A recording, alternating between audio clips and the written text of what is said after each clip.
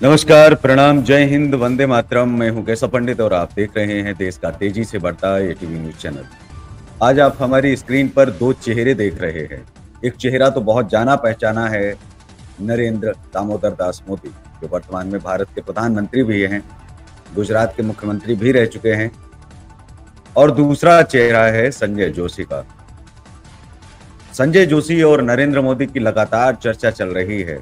इस समय जो मीडिया है उसमें संजय जोशी की चर्चा जोरों शोरों से है। 1 महीना हो गया है और लगातार मीडिया में संजय जोशी छाए हुए हैं कि संजय जोशी आएंगे तो नरेंद्र मोदी तबाह हो जाएंगे, संजय जोशी आएंगे तो मोदी की तानाशाही खत्म हो जाएगी, संजय जोशी आएंगे तो भाजपा बदल जाएगी। संजय जोशी को आने को लेकर के जितना भाजपा खुश नहीं है या खुश है, उससे ज्यादा खुश तो विपक्ष दिखाई दे रहा है।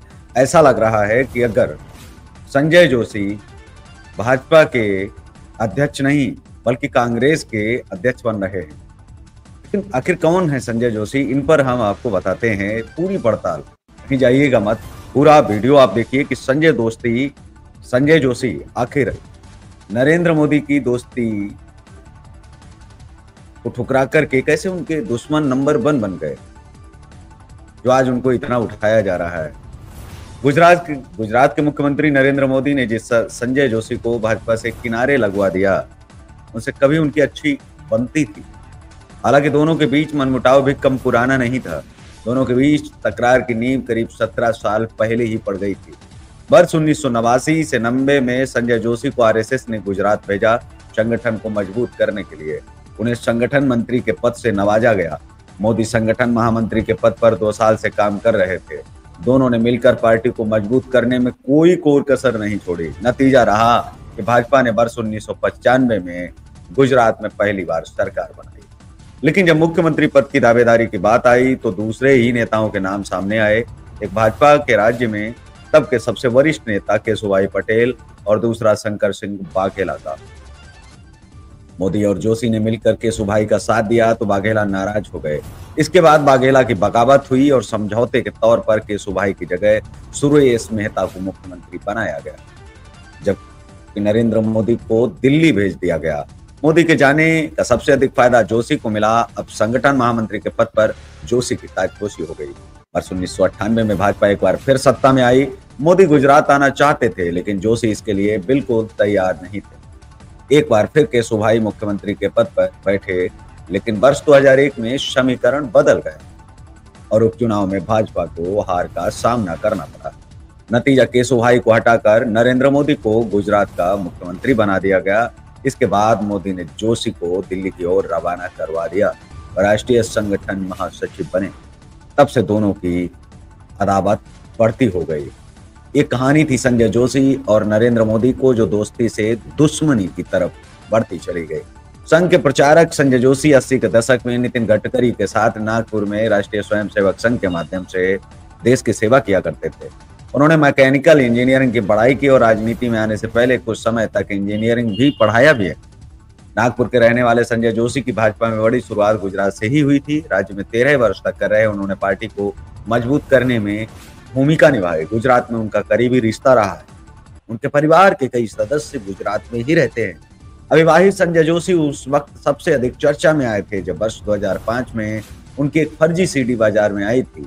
इस सीडी में उन्हें कथित तौर पर एक महिला के साथ आपत्तिजनक हालत में दिखाया गया था। उसके बाद पार्टी ने उन्हें बाहर का रास्ता दिखा दिया, लेकिन सीडी फर्जी साबित हुई और जोशी की पार्टी में वापसी हुई। जोशी समर्थक मानते हैं कि सीडी के पीछे मोदी समर्थकों का हाथ था और कुछ तो ये भी कहते हैं सीधे सीधे कि मोदी का ही हाथ था। सीडी कांड के बाद पार्टी में उनकी वापसी को लेकर भी कई नेता सहमत थे, लेकिन संघ और गडकरी के सामने एक भी नहीं चली। वो गडकरी थे जो जोशी को वापस ले आए और संघ का भी बहुत बड़ा हाथ रहा। नितिन गडकरी और संघ के करीबी रहने के कारण वर्ष 2012 में जोशी का उत्तर प्रदेश विधानसभा चुनाव की जिम्मेदारी सौंपी गई। मोदी को यह भी पसंद नहीं आया। वह एक दिन भी चुनाव प्रचार के लिए यूपी नहीं गए। जानकार मानते हैं कि नरेंद्र मोदी को अच्छी तरह पता है वर्ष 2013 में होने वाले विधानसभा चुनाव में उनकी राह में कई रोड़े हैं, जिनमें केशुभाई पटेल और जोशी प्रमुख है। यदि मोदी इस चुनाव को हारते हैं तो प्रधानमंत्री की कुर्सी से और भी दूर हो जाएंगे। संघ ने इस बात से पहले ही संकेत दे दिए थे कि इस चुनाव में जोशी को एक बार फिर से गुजरात भेजा जा सकता है। ऐसे में चुनाव मोदी के लिए करो या मरो की स्थिति लेकर आए। ऐसे में मोदी अपने सभी दुश्मनों को एक के बाद एक करके निपटाने की नीति भी तो चल रही है। गोवर्धन झड़फड़िया ने कहा कि संजय जोशी का स्वागत है। गुजरात में मोदी विरोधी नेता लामबंद हो रहे हैं। मोदी बीजेपी के पूर्व नेता और महागुजरात के जनता पार्टी के अध्यक्ष गोवर्धन झड़फिया ने संजय जोशी का जाकर स्वागत करते हुए कहा कि अगर वे उनके साथ आए तो गुजरात बीजेपी टूट सकती है। इससे पहले केशुभाई पटेल, सुरेश भाई मेहता, काशीराम राणा जैसे नेता भी साथ आ रहे हैं। लेकिन नरेंद्र मोदी का जो सार्वजनिक झगड़ा है वो शंकर सिंह वाघेला के विद्रोह के बाद ही ये झगड़ा जो है फैला था, क्योंकि इस झगड़े की जो कहानी है, जो शंकर सिंह वाघेला को लेकर के कहा जाता है कि वो मुख्यमंत्री नहीं बन पाए थे, केशुभाई पटेल मुख्यमंत्री बने थे और उसके बाद शंकर सिंह वाघेला ने जब विद्रोह किया तो उसके बाद इन दोनों के बीच में वो लड़ाई शुरू भी हो गई।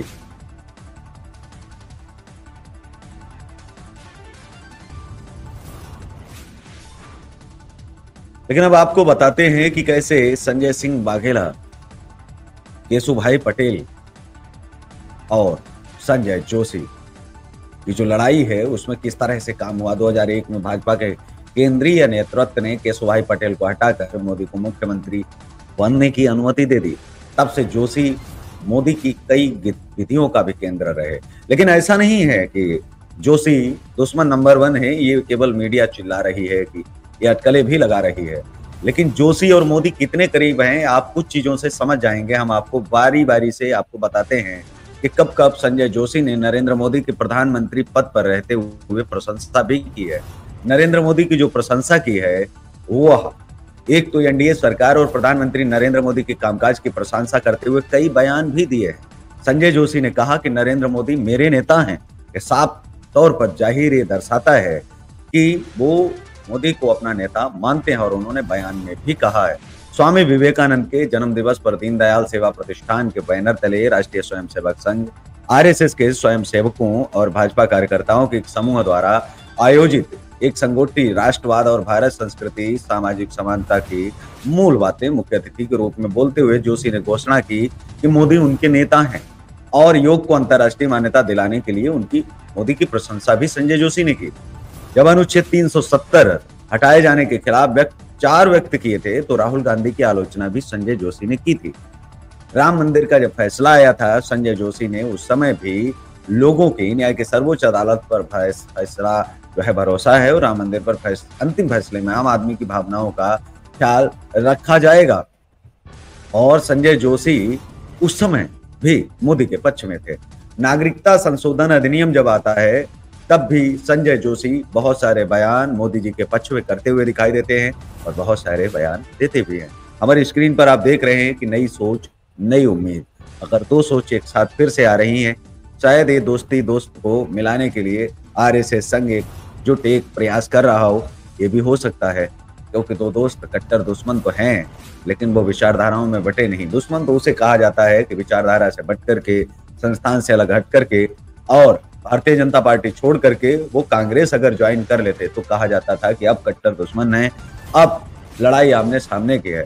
लेकिन वो कैसे दुश्मन है? संजय जोशी और नरेंद्र मोदी वो एक साथ ही खड़े हैं। वो उनको नेता भी मानते हैं संजय जोशी। तो संजय जोशी जो है वो नरेंद्र मोदी का समय समय पर उनकी प्रशंसा भी करते हैं। तो कैसे संजय जोशी नरेंद्र मोदी के दुश्मन हुए? ये जो मीडिया जो चला रहा है, पोर्टल पर आए हुए बहुत सारे तमाम पत्रकार इस चीज को चला रहे हैं, जिसे मैं सिरे से खारिज कर रहा हूं। क्योंकि जो हमने पड़ताल की है उसमें संजय जोशी और नरेंद्र मोदी की जो विचारधारा है वो एक जैसी है। चाहे 370 हो, राम मंदिर हो, तो फिर जब किसी विचार पर लड़ाई ही नहीं है तो फिर लड़ाई कैसे? वैसे तो मोदी के तो सभी फिर भाजपा में दुश्मन है, क्योंकि भाजपा में कोई भी प्रधानमंत्री से कम नहीं है। हर व्यक्ति प्रधानमंत्री बनने का प्रयास कर रहा है, हर व्यक्ति मुख्यमंत्री बनने का भी प्रयास कर रहा है। तो इस तरह से तो योगी के भी दुश्मन है। तो पार्टी में तो दुश्मन है। दुश्मन उसे कहा जाता है कि जो पार्टी और विचारों को छोड़ करके दूसरे और पार्टी के विचारों को ले ले और फिर सामने आकर के लड़ाई करे। तब लगता है कि साथी से वो नंबर 1 दुश्मन कैसे बना। ये केवल मीडिया का प्रोपोगेंडा है और कांग्रेस सबसे ज्यादा खुश दिखाई दे रही है। ऐसे लग रहा है कि संजय जोशी भाजपा के अध्यक्ष नहीं बल्कि कांग्रेस के अध्यक्ष बनने जा रहे हैं। इस तरह से इतनी खुशी कांग्रेसियों को हो रही है और वो शायद संजय जोशी अगर राष्ट्रीय अध्यक्ष बन जाते हैं तो उसके बाद जो बयान आएंगे, जो चीजें आएंगी, वो तो भाजपा के ही पक्ष में रहेंगी। जाहिर सी बात है कि नरेंद्र मोदी के ही पक्ष में रहेंगी, आने वाले समय में योगी आदित्यनाथ के पक्ष में रहेंगे। तो संजय जोशी जो है वो प्रधानमंत्री बनने नहीं जा रहे हैं, क्योंकि जो पार्टी का राष्ट्रीय अध्यक्ष होता है वो राष्ट्रीय अध्यक्ष ही रहता है। तो उनको विभाग दिए जाते हैं, ज्यादा खुश होने की आवश्यकता नहीं है, जरूरत नहीं है। जो बहुत सारे पत्रकार जो कांग्रेस और वामपंथी विचारधारा को बढ़ाते हैं, वो इस तरह से दर्शाना चाहते हैं कि संजय जोशी देखिए आएंगे तो तानाशाही मोदी जी की खत्म कर देंगे, और संजय जोशी अगर आएंगे तो मोदी को प्रधानमंत्री के पद से हटा भी देंगे।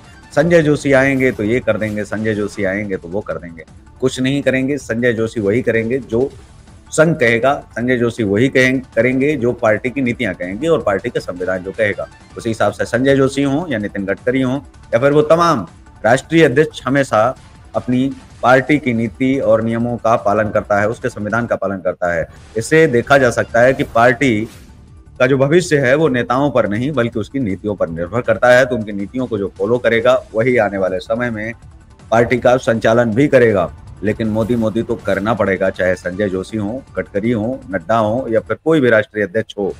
भारतीय जनता पार्टी में मोदी और मोदी के बाद में योगी, ये करना पड़ेगा। पहले में घर घर मोदी था, अब घर घर योगी भी होगा आने वाले समय में।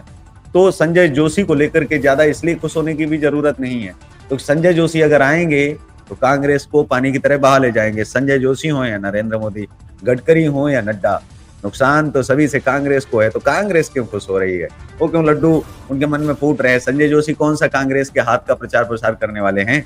मेरे तो समझ में नहीं आ रहा है कि जिस तरह से कांग्रेस खुश हो रही है उस तरह से कांग्रेस का तो कोई प्रचार प्रसार नहीं होने वाला। ना तो संजय जोशी जी खुश होकर के राहुल गांधी को अपनी पार्टी में शामिल करने वाले हैं और ना ही तो अपनी पार्टी छोड़ करके राहुल गांधी की कांग्रेस पार्टी में जाने वाले हैं।